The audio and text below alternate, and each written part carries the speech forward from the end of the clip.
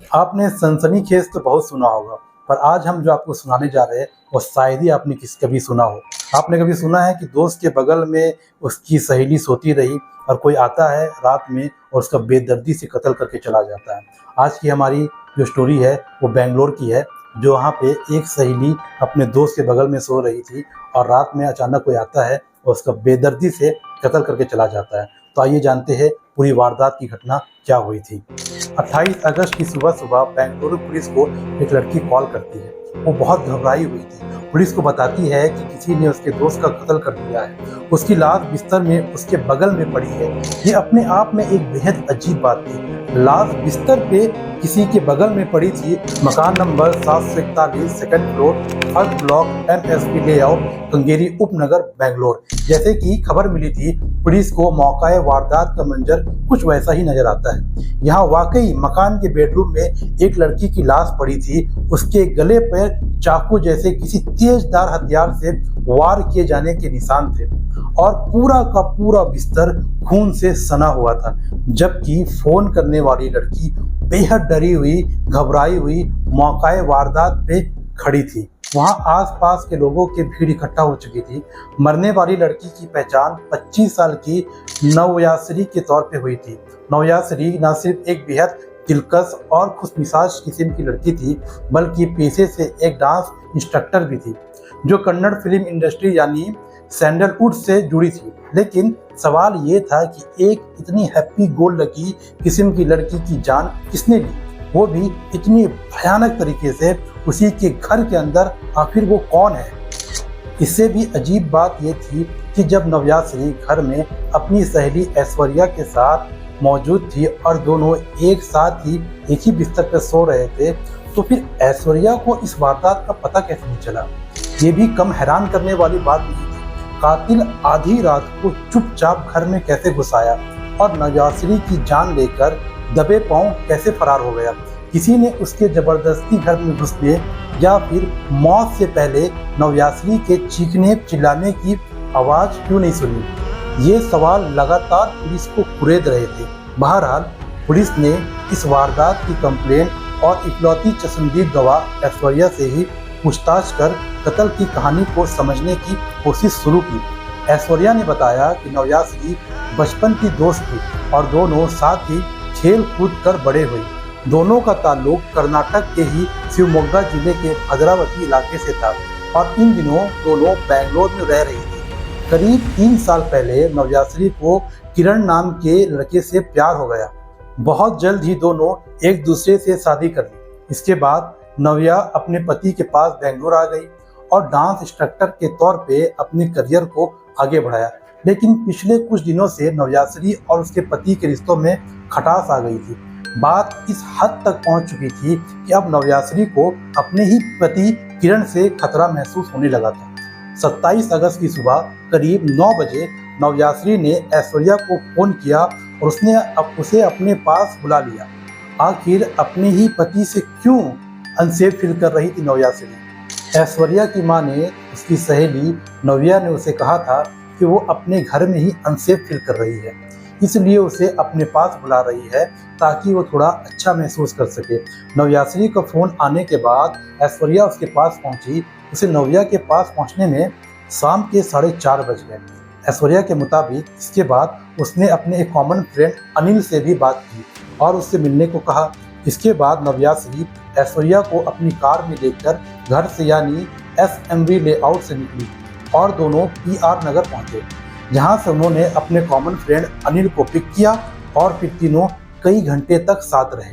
असल में नवयासरी काफी परेशानी महसूस कर रही थी और अपनी सुरक्षा को लेकर ऐश्वर्या और अनिल से बात करना चाहती थी।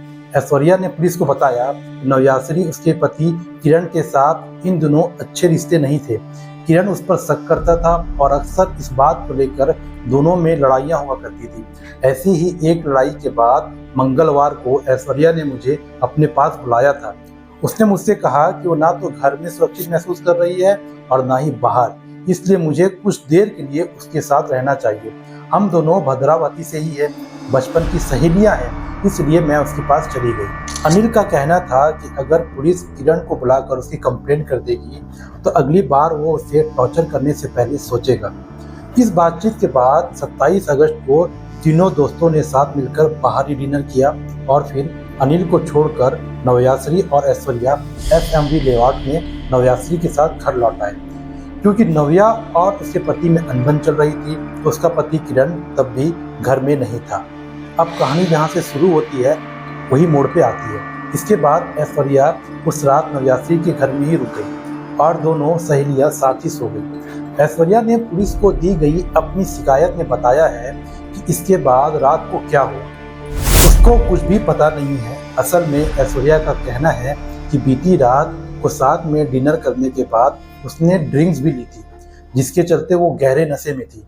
रात को बिस्तर पर जाते ही उसे गहरी नींद आ गई, लेकिन इसके बाद जब सुबह उसकी आंख खुली तो उसने महसूस किया कि उसका बिस्तर गीला हो चुका था। उसने पुलिस को बताया कि सुबह जब उसकी आंख खुली तो उसका बिस्तर खून से गीला हो चुका था। ऐश्वर्या ने पुलिस को बताया, गुरुवार की सुबह 6 बजे जब मेरी आंख खुल गई, असल में मुझे बिस्तर गीला गीला सा लग रहा था, जैसे बेड वेटिंग हो गई हो। लेकिन जब मैंने ध्यान से देखा तो बिस्तर में कोई और नहीं बल्कि खून ही खून मौजूद था। नवयाश्री मेरे बगल में बेजान पड़ी थी, उसका गला कटा हुआ था और उसकी हालत अस्त-व्यस्त थी। मैं ये सब कुछ देखकर बिल्कुल घबरा गई।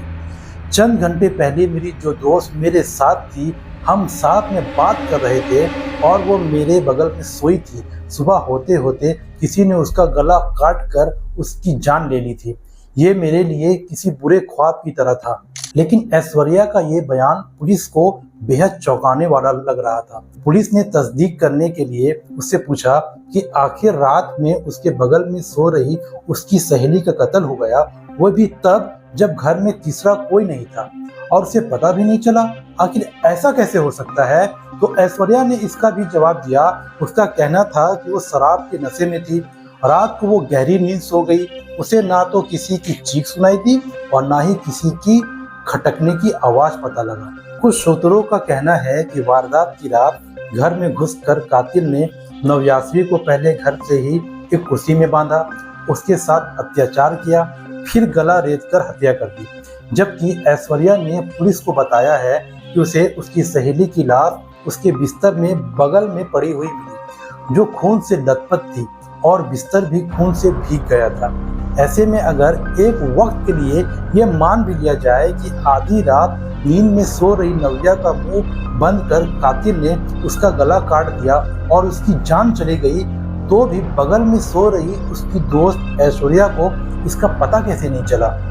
यदि दूसरी थ्योरी के मुताबिक नवयाश्री को बिस्तर से उठाकर पहले घर के अंदर ही टॉर्चर किया गया, फिर भी उसकी चीख या खटपट से उसकी दोस्त की नींद खुल जानी चाहिए थी, लेकिन यहाँ भी ऐसा नहीं हुआ।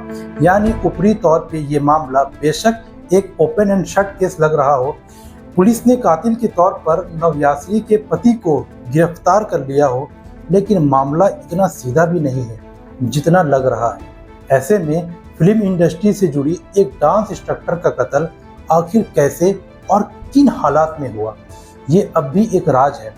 क्या किरण ने आधी रात को अकेले वारदात को अंजाम दिया या फिर उसके साथ कोई और था?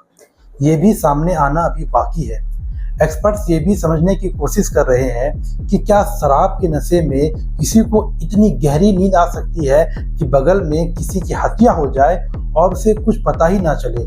सवाल कई है, रहस्य बरकरार है। आपका क्या कहना है इस वीडियो के बारे में? इस तमाम कहानी को जो मैंने आपको बताया, आपका क्या कहना है? क्या आखिर कातिल कौन है जो इतनी बड़ी साजिश को रच गया और किसी को भनक तक लगनी नहीं थी? वो कैसी नींद थी जो बगल में सोती रही अपनी दोस्त की इतनी दर्दनाक मौत हो जाती है और उसको पता तक ना चलता है? आपकी जो भी राय हो हमें कमेंट करके जरूर बताएं। हम आपसे मिलते हैं फिर अगली वीडियो में। अगर आपको हमारी वीडियो अच्छी लगती हो तो मेहरबानी करके लाइक, शेयर एंड सब्सक्राइब करना ना भूलें। हम आपसे मिलते हैं फिर अगली वीडियो में। तब तक के लिए जय हिंद।